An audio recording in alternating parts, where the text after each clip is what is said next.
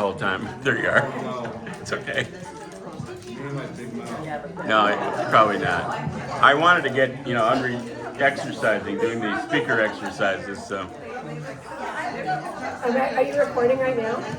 Okay, so. No problem. That way I don't forget. Yeah.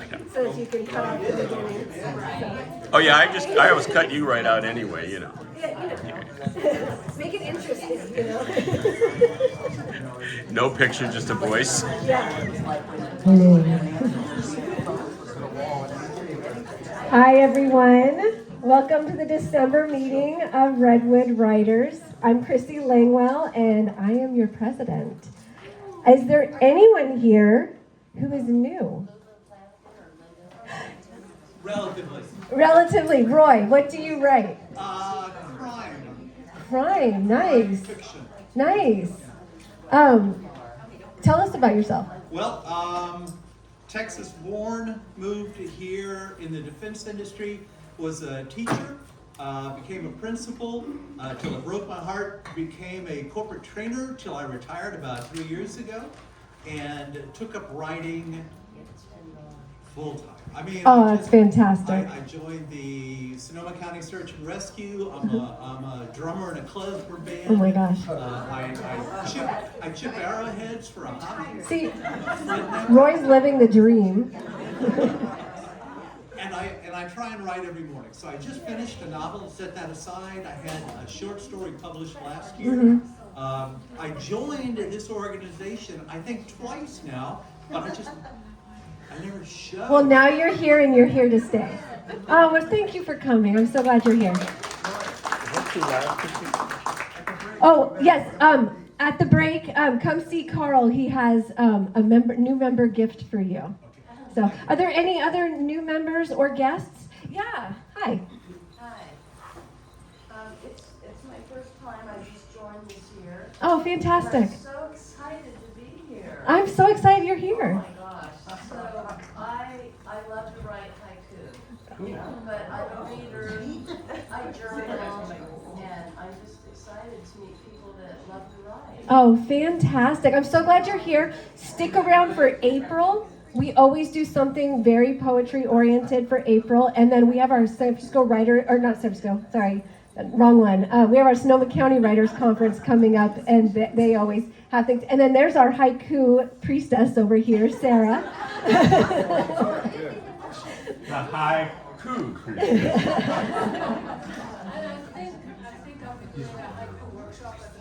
Oh, I'm really excited about that. If you guys missed Sarah's presentation in October, you missed something special. So definitely go to the conference and be a part of her workshop. It was phenomenal. It was what was your name? My name? Yeah. Lulu Flanagan. Lulu, it's nice to meet you. Thank you for being here. Are there any other new members or guests? All right. Let's see, where am I at? Okay, so make sure that if you're new, go see Carl at the break, and he will have something special for you. He's waving in the back. And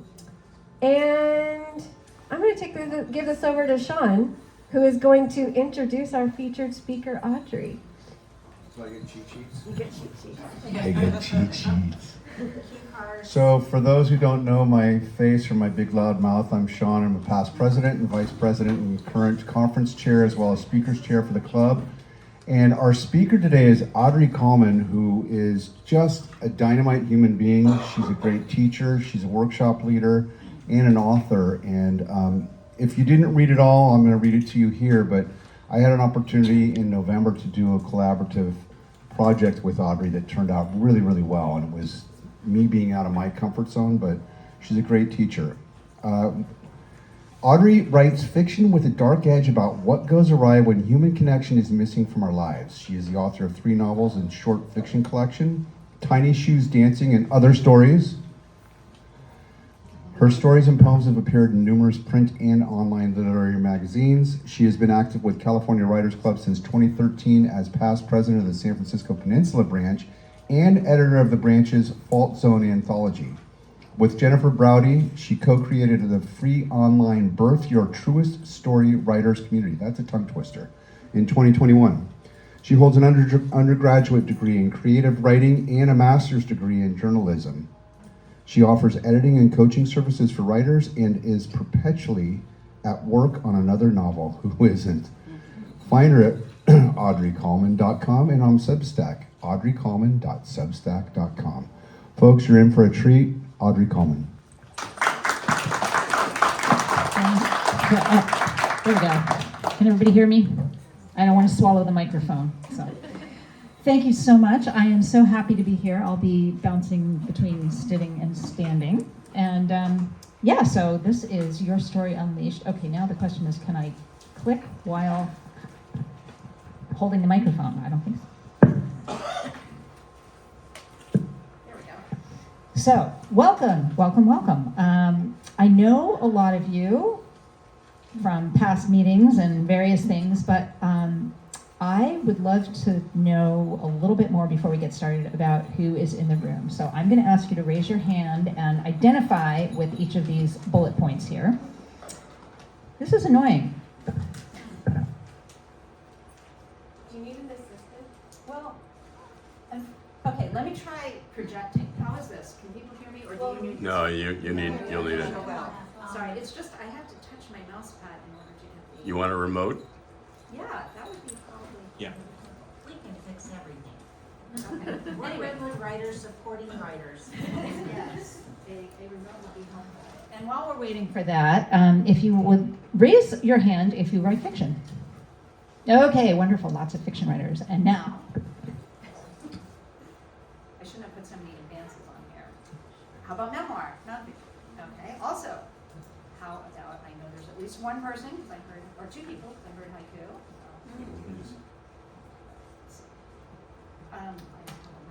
No, I mean, yeah. Okay. Oh, here, you know what I'm just gonna do? Let me just do this and then I'll leave it now. But I will take that. Okay. Is it working?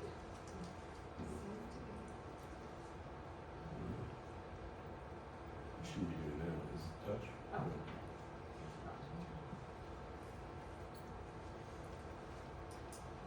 Yeah. Yep, it's working. Okay, great. Okay, All right. excellent. Good. Now I can do this one. Thanks, Roger. Yep. Thank you. Okay, save the day. Okay, so back to where we were. Okay, next up is poetry writers. Okay, good number of you guys. And how about things that are book length? Okay, lots of people working on long stuff. What about short stuff? Okay, a few of you. Oh, we got a good mix going here. Published people? Good. And how about aiming to publish? All right. Wow, we've got just about the same amount of people in all categories, which is fantastic. I actually can identify myself in pretty much all of these. Maybe a little bit later on the memoir and nonfiction. And final question before we move on.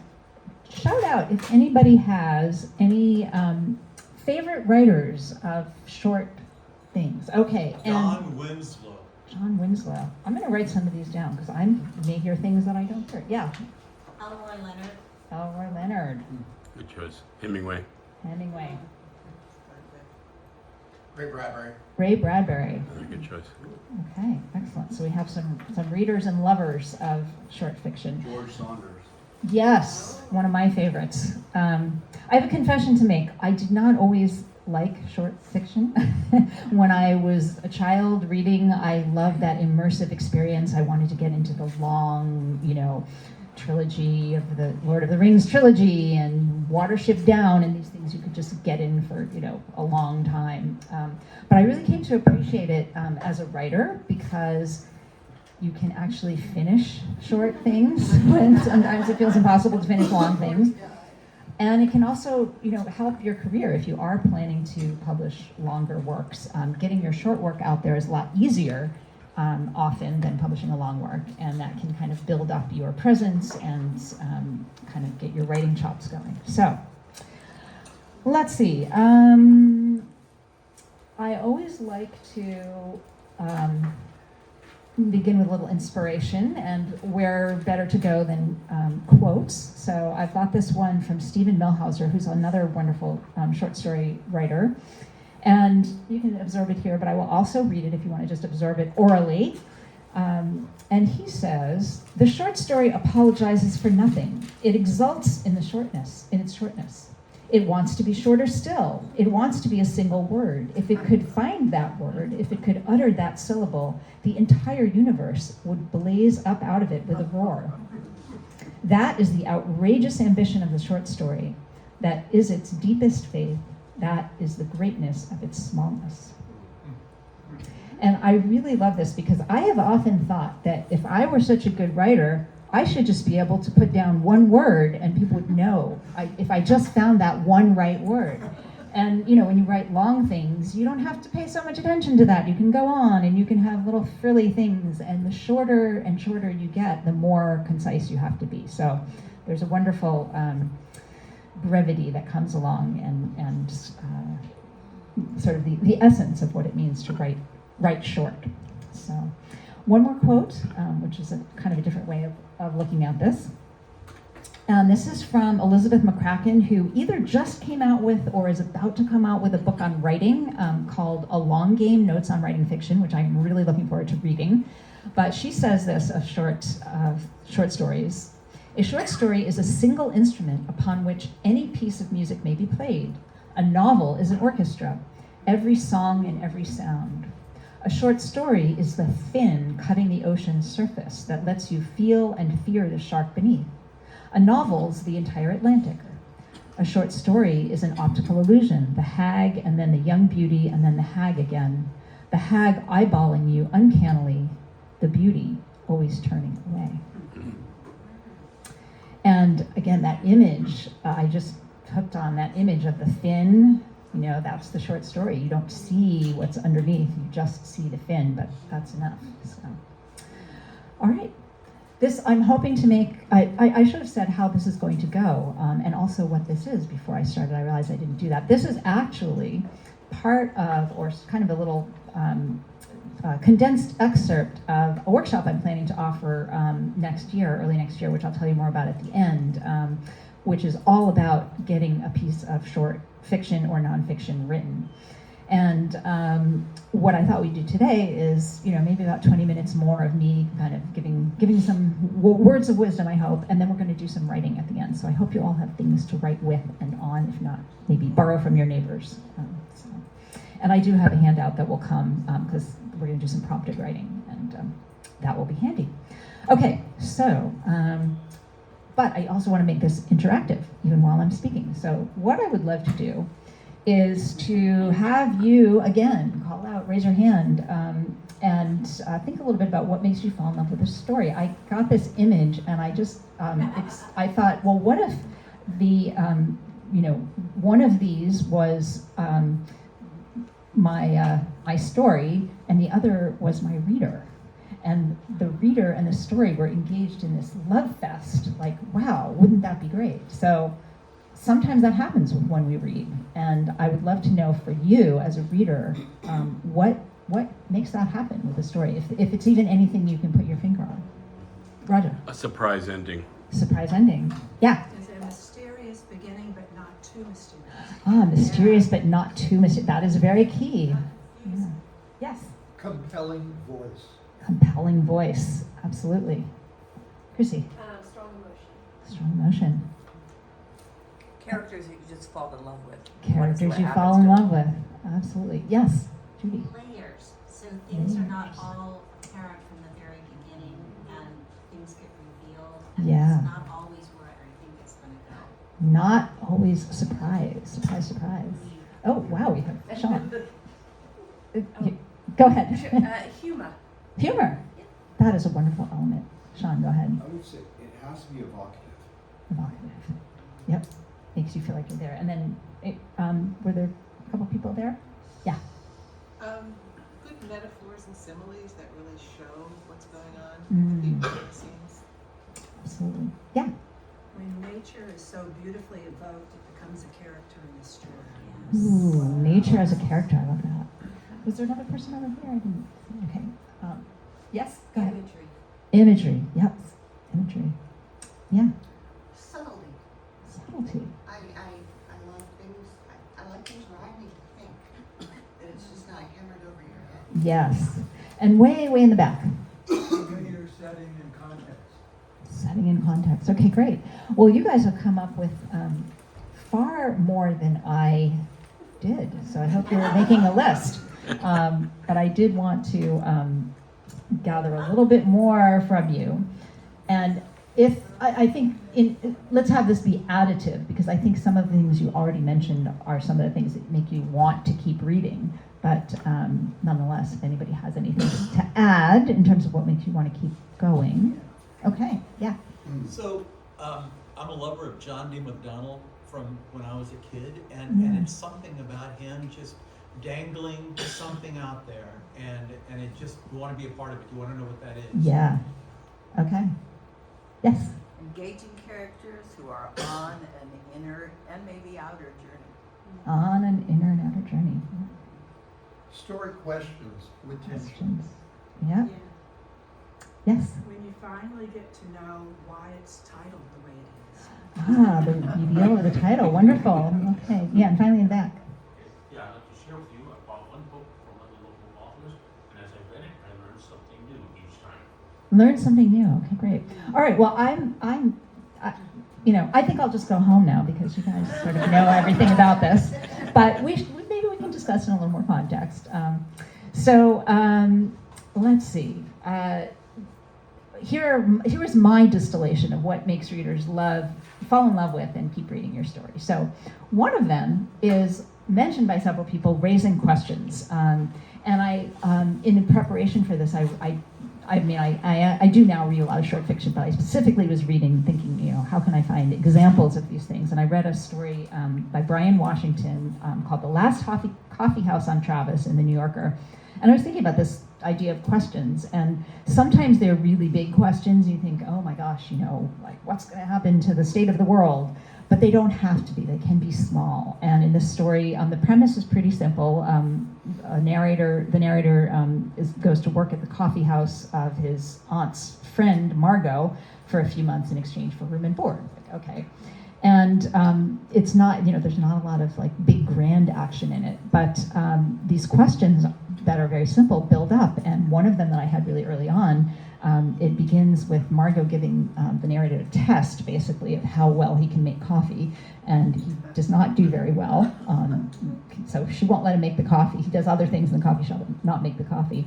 And this becomes a question, like, will he, by the end of the story, learn how to, or figure out how to make coffee? And that kept me interested. I was like, okay, I want to find this out. And then he gets introduced to her son, and they do not get along very well at the beginning. So that raises the question of, okay, how is this relationship going to evolve? So that touches on a lot of the things that you've already mentioned here. So anyway, so this idea of raising questions is really important.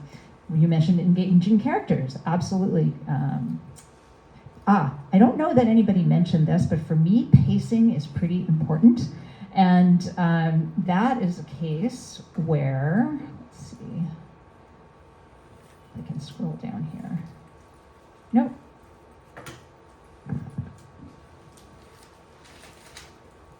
All right, well, I'll have to remember what my notes said about it. Anyway, so pacing is a little bit hard sometimes to put your finger on, but it's the rhythm of the story, it's the sentence lengths, it's where you choose to put information and how you choose to reveal it.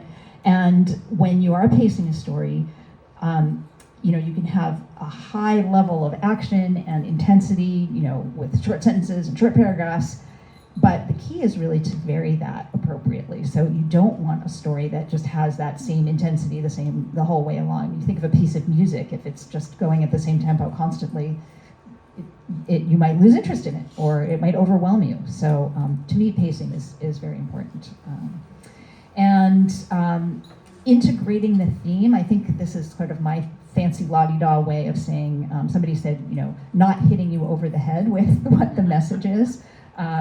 So I kind of think of it, I don't know if you're familiar with the undergarment Spanx, but it sort of shapes you underneath and, kind of pulls everything in, makes you look really nice in your clothes. Well, I kind of think of theme that way in a story, right? Because you don't want to go out in public with your Spanx showing. You want it to be under your clothes, making your clothes look nice. So you don't want to really go out too far in your story with, here's the theme. It's there underneath to tie everything together and make it feel very cohesive without actually necessarily stating exactly what it is.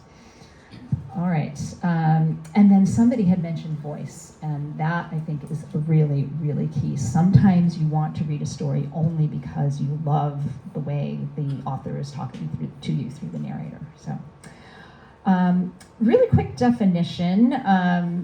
You'll find many length definitions of short stories. It varies hugely.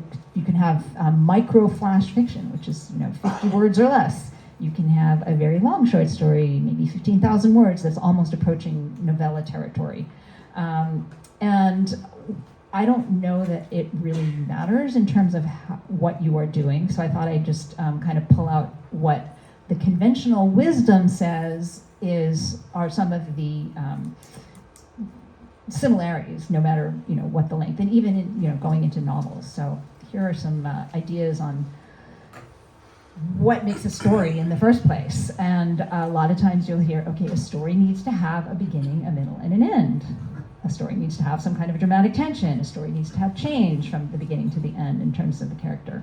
And all of this is true in so much as, we have done, gone so far as to do research in neuroscience on, what makes people interested in story and why are we so connected to it.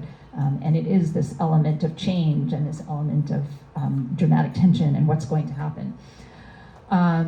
So I think especially if you're starting out, it does behoove you to perhaps think in these terms, these kind of conventional terms, and say, okay, I'm going to write a story and I'm going to try to have these elements in them.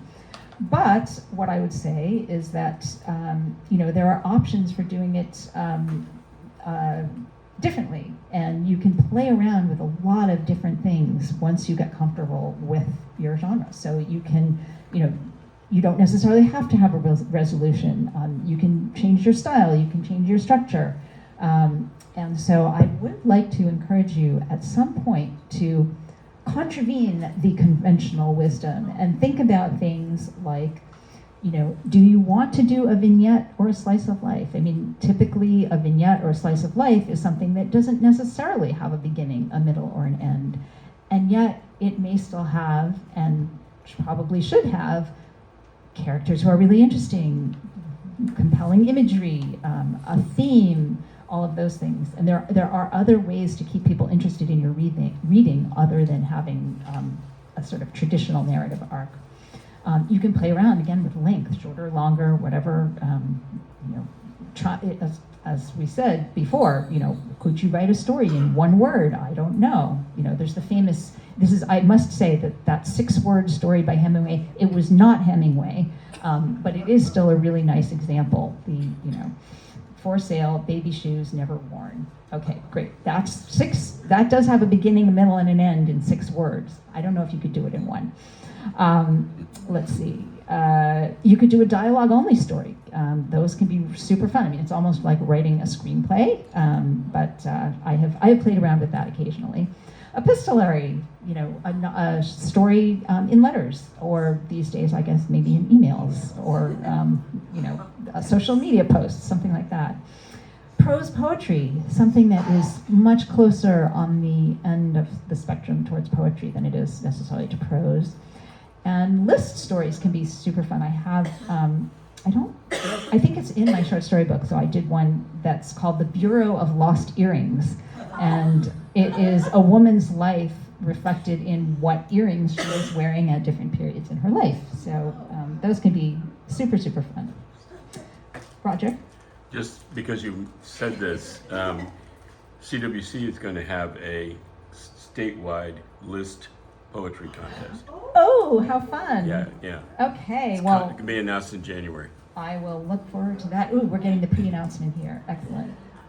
So, All right, let's see. So with this sort of background set up, I want to move into the getting closer towards the you writing part of the day. But again, always some inspiration first. So I have another quote, and this one is from T.C. Boyle, another of my favorite, well, he writes long fiction, but he's also written short fiction.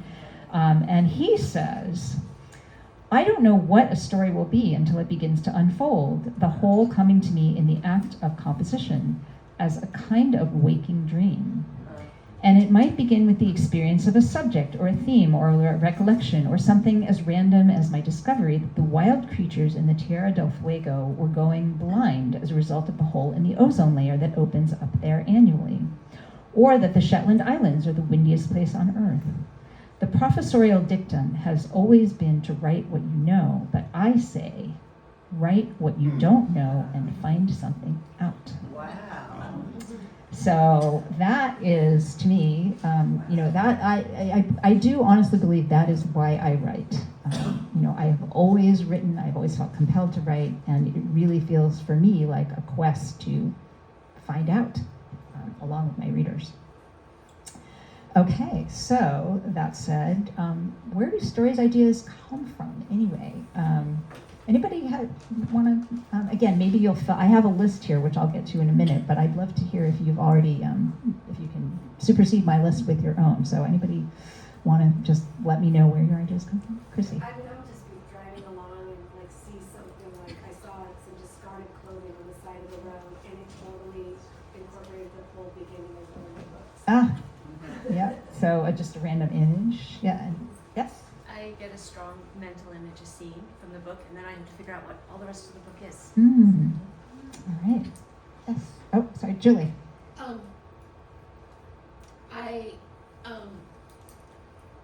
I guess I kind of had a fascination about the like leprechauns from the Lucky Charms cereal, and had looked at pictures. I mean, I literally collected pictures on a flash drive of leprechaun pictures. Wow. And I took a class at the JC classes. Well, I completed a major in digital media, and so several years later, I randomly started doing research about rainbows and leprechauns. Rainbows and leprechauns. So it really was for you a subject that just sucked you in. Yeah. Very cool. And kind of random too, the Lucky Charms. Roy, I think you were going to say something. I have I pulled from memories. I wrote a short story on something that a friend of mine told me. We must have been 17 or 18. I never forgot it. And I wrote a short story just on it. On that, great. Let's see, Sean. Good to hear you. You already said part of it, but dreams, scenes, and memories. Dreams, scenes, and memories. Way in the back, in the gray. Yes. Stories that your family has told you, but aren't supposed to tell anyone else. Ooh, I love that. That's particularly good fodder for memoirists or fiction writers who want to disguise. It has to be in fiction. Okay. Roger, were you going to jump in? All things being equal, her beauty was not her fault, and it wasn't her only advantage. I think I start stories because of an opening line. An opening line. Either a lyric, that's a lyric. Yeah. Or just a line that comes to me, like, why is this? Yeah. But I think of the line often, and then I'll premise it out in my head, but the line. Yep, I've had that too. Yes, in red. This isn't my own personal experience, but it was a woman, Susanna Solomon. I know a lot of you know her. And she wrote stories based on Marin County police calls. Oh, wow. Yeah, they were wonderful, That's but great. they were often, odd and whimsical, and I mean, they weren't gory or anything. Yeah. But taking these kind of oddball police calls and then turning it into a whole story. Oh, I love that. That's great. Okay, sorry, right behind the Sometimes I notice, I feel like I'm in a story, if that makes any sense. So something happens to me, and in the moment I think, oh my gosh, I'm in a story. Oh, wow. Immersive. Wow, that's sort of crossing the line between reality and dreaming. Yeah, wait. I mentioned that one idea as to how stories come from. It comes fiction stories, they come from our imagination. Let the imagination do its work. Yeah. Well, some of the experiences that took place in the past. Yep, house thing. Okay, one more with it. I tend to want to write about things that I can't find others have written about. So, you know, I got a mysterious. script on a musician because I couldn't find one. Oh, wow. Those, you know, Yeah. gosh, my first script was based on something that I didn't like what my son was watching. So I was like, what would I like my son to watch? Oh, that's great. And that All right. Oh, sorry. Okay, Jake, one more. Nobody mentioned it, but there's that eureka moment where you have no idea where the hell did that come from. Right. And it, you know, and you sit down and you have to write about And you it. have to write it. Yep. All right. Well, again, you have come up with a lot of the same things I did. So one was a subject. I think that's kind of like Julie was saying. There's just the subject of leprechauns and rainbows, and it interests her. Wants to find out more about it. Theme, so kind of a bigger life thing that, you know, for me, I actually boiled it down into, you know, I write stories about what happens when human connection is missing from our lives, because pretty much everything that I have written has to do with that, even though everything is very different. Images, yes, a lot of you mentioned that, and that for me is often where things come from. I have another story called The Boy in the Window, which is literally based on having walked in the neighborhood when I used to live in San Mateo, this big house with a big picture window, and one morning I walked by and there was a boy in the window, and the title came to me, The Boy in the Window, and then I had no idea what the story was going to be about until I wrote it. So that was always fun. Or a single word, and that's kind of like Roger's sentence or opening line. So words, sentences, the title perhaps might come to you. Sometimes it's just a feeling, that emotion of, you know, I want to be in this world that's dealing with this. And then I think a lot of people mentioned either personal experience, or things that happen to relatives or friends, and that could be, you know, as I said, you or the other person. So, all right, let's see. So today we are going to look at, I should also preface this part, because we are going to be moving into, you know, you doing a little thinking and writing.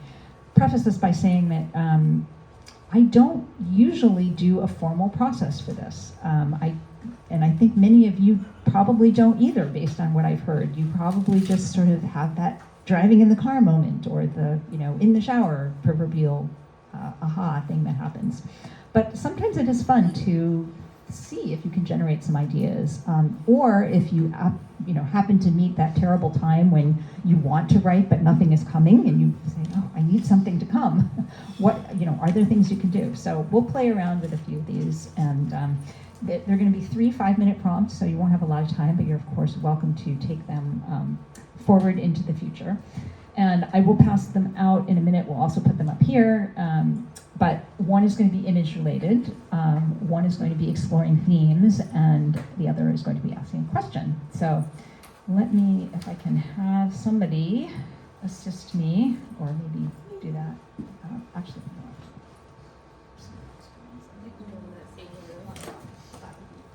no. Fantastic, thank you. So while they're doing that, I will actually put the first prompt up and give you a little heads up on it. So I often like, when I am teaching, and especially when I'm doing prompt-based, offering prompts for people, settling yourself in the moment is really helpful. So here I've been blabbing on for a half an hour, and you've been interacting and thinking and all of that. And I also believe that creativity comes often from a space where our minds are not so engaged. All right, I will let everybody look for their pens, find their papers. So if we're short, I'm going to own it because she asked how many. Oh, wait. You have more? I have one more. I'm sorry.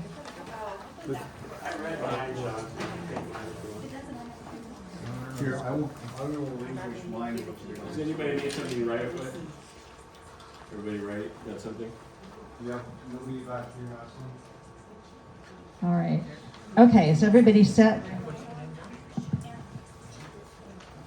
All right, as I was saying, as you were scrambling around for your pens and pencils and figuring out the handouts, I really like to always start with just a moment or two of settling oneself in the moment. So the very first part of this prompt, once I set my timer, which I better get out, is to close your eyes and take a few deep breaths.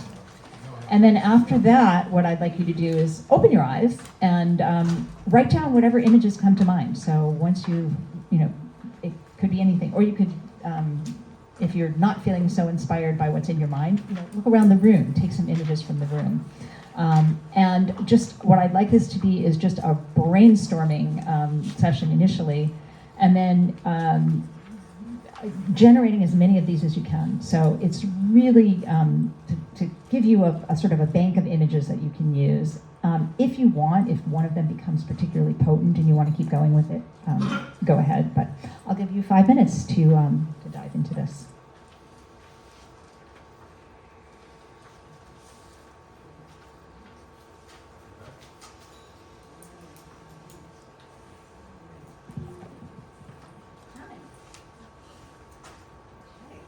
I know it can be a little hard sometimes, at least when I get prompts like this in a setting like this, I panic. I can't think of anything. Yeah, sorry, I forgot my hearing aids this morning. Oh, I'm sorry. I apologize. Let me begin again.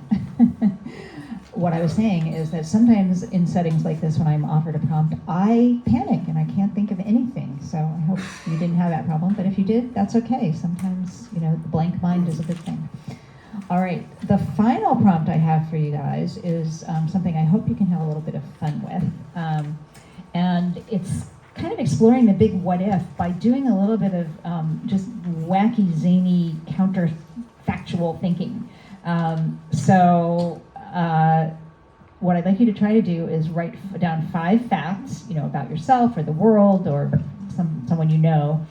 And then for each one, write a counterfactual, the sky is blue. No, the sky is orange, or, something that's just completely the opposite, completely wacky. And then maybe pick the most interesting one and just do a little riff on what would happen if. So what would happen if the sky were orange? Or another example, you have a neighbor, Anna has lived in this house for 37 years. What would happen if she hadn't lived there? She'd never moved there. So what would her life be like? So again, 5 minutes. You're not probably going to get too deep into this, but just a little bit of a spark for your brain here to kind of get some ideas going. So I shall set the timer.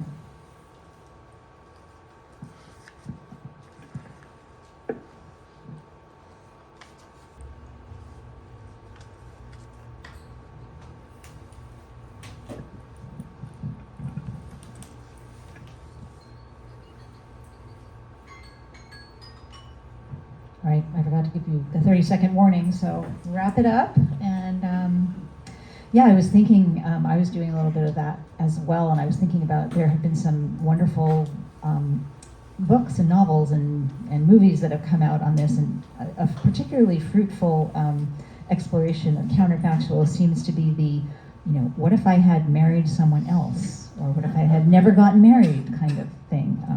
I think there was one recently that came out, a novel that came out, I can't remember the name of it, but so I hope that gives you a little bit of an idea of some places you can go if you feel a little stuck when you're wanting to write and needing a little bit of inspiration. All right, I did mention we are going to have some time for sharing, so I'd love to do that. I also, before we get there, wanted to give you a little background on this workshop I'm teaching online, of which this is just a little teeny taste today of some of the things we're going to talk about. And my intention with it is to have people come in with, you might have an idea, or you might even have something started, you don't have to. Because we're going to really take it from an inspiration to a first draft. And it's going to be kind of rigorous, it'll be 6 weeks, so we'll meet every week, and in between there will be homework to kind of spur you along, and also some community writing, which I'd love to do. So it's just having a space online that you can come and be accountable for writing every week. And you also will get some feedback from me at the end, so on your first drafts. And if you're interested, there's in your handout, there's both a QR code and just a link that you can go to about that. And feel free to come and ask me more about that afterwards. So, on to sharing, and I think I'm doing well on time. This is looking like, because we started about 10 after, I think. So, okay, excellent. All right, and I have written down here that, sorry, I chose the font that's maybe not so readable, so I'll read them out. But these are really the guidelines that I often or always give when doing workshops and asking people to share stuff, which is respecting the time. So, if you have, it's hard to write too much in 5 minutes, but, I'm going to ask you to, either share, you don't actually have to share what you wrote. You could share about the process, but if you do decide to share something you wrote, maybe a few sentences, not paragraphs. Don't apologize. I think that's a really, really big one, especially when you do prompted writing. Something comes out of you, and we're all doing it. And the tendency is often to look at it and go, well, it's not really like what I thought it would be, or I don't, and I'm sorry. No, just launch in, read it. What you say here stays here. So it's kind of like that Vegas thing. We respect each other's confidentiality. If anybody shares something, we don't go talking about it. And then maybe the most important one, have fun. So with those guidelines in place, does anybody have anything they want to share that came out either, again, about the process or some lines or some ideas or thoughts from today? Yes, go ahead. I'll be ready. Please, go ahead. This was an image. Yeah, I was going to say, do we want to have this on camera or on the recording? Or for confidentiality if it's recorded. Well, I think the recording is only for our members who can't be here, correct? Members who register and can't be here. Yeah, so it's not. It's never public. It's never public. It's so, unlisted. Yeah, exactly. Yeah. So, I mean, it's as if the people who register but can't be here are sitting in the room with us. So, yeah. So this was from an image, and I'm calling it The Flock. A frantic flurry of feathers, it might have been a fox. Our beloved pygmies, now a colorful, soft cloud. At least that's what we imagined when not one heeded our call. Evie, Gracie, Faith, Penelope, all named for beloved family elders. Come and get it.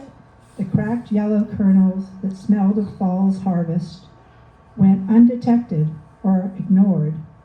All we had wanted was to grant them their freedom, to feel, to freely range, to live a larger life than their domestic neighbors. It was a dream we thought they shared, but the dream was no match for the hungry creatures in those dark Maine woodlands. Wow.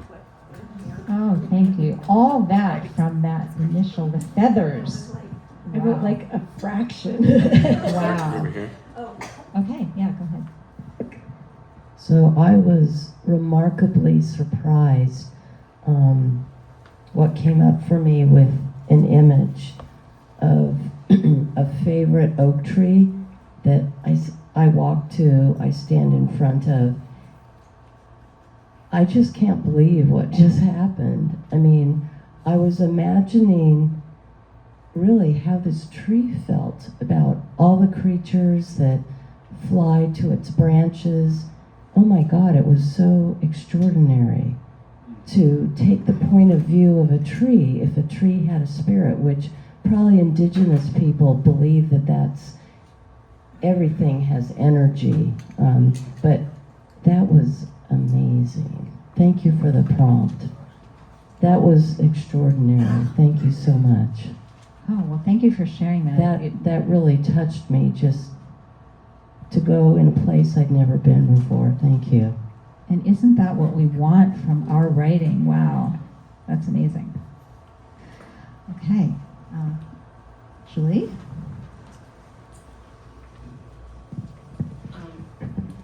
I was looking at that box with the cords sticking out.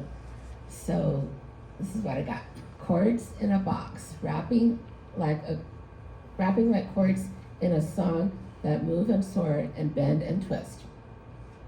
They create the song with harmony and leading emotion, happily skipping up the staff like climbing stairs of a house. They are a happy song for Christmas or another holiday. Huh. All that from a box of wires. Wow. That's awesome.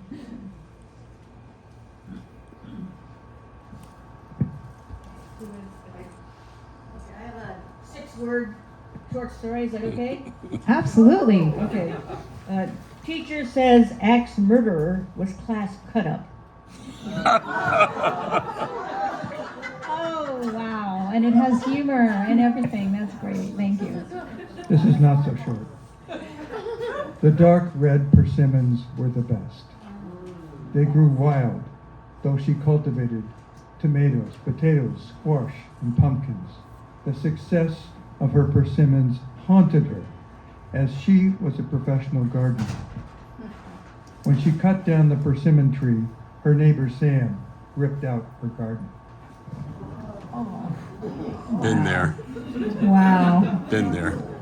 So I have a short idea that I haven't used in a story yet, but I would enjoy finding an idea for it because it's amusing. So one of my facts was it's a rainy day, but it's not really raining at the moment, and elaborating on that, like, well, it could be raining more, or what if it was some Fantasyland rain of some sort, and it occurred to me, okay, one wizard could curse another with raining glitter.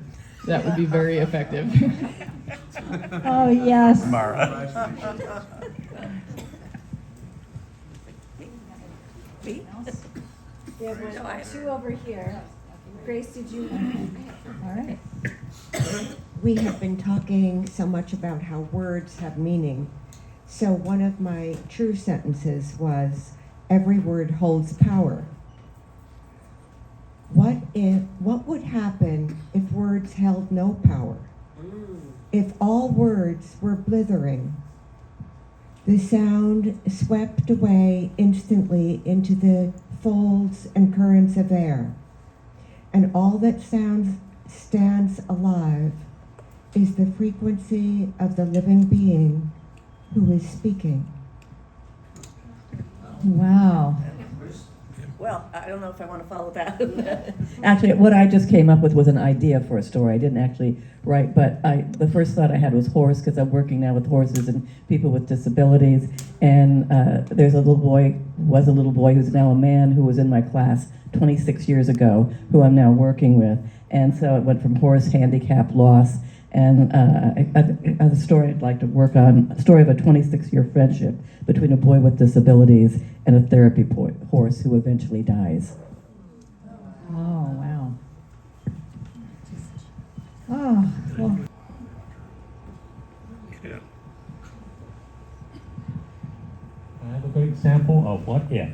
I plan to visit my close friend living in Texas. What if my friend should get seriously ill?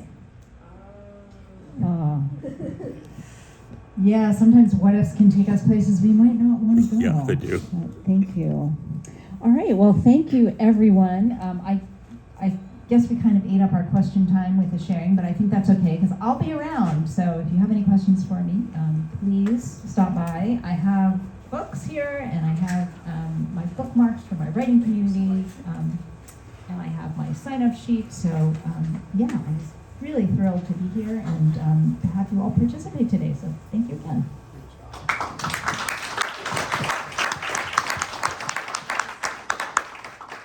Well, I'll have you make sure that you come up here and see Audrey's books, ask her questions at the break.